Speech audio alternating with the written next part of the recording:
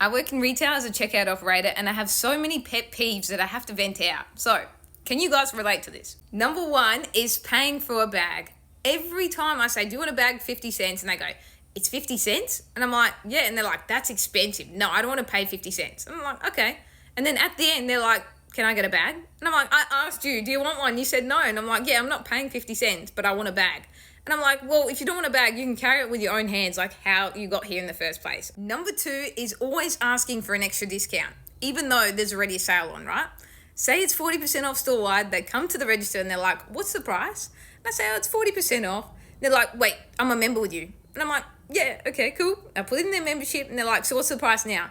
I said, the same price. And they're like, no extra discount? I'm like, the extra discount's the 40% off. And they're like, oh, but other outlets give me 10% off for being a member. Why can't you?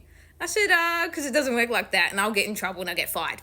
So, sorry, go somewhere else then. Number three is I want a refund, but I don't have any receipts. I paid with cash and it was about 30 odd days ago.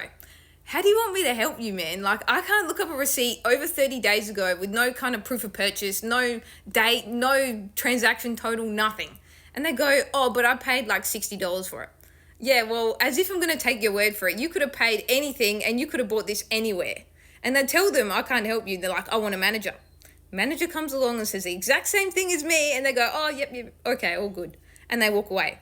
Then why does it take a manager to say the same thing for them to go away? I don't get it. Stay home and save the embarrassment. Number four, last one for now, because I got so many, is they'll be checking out and I'll be saying, okay, just checking your shoe size, left and right, same size.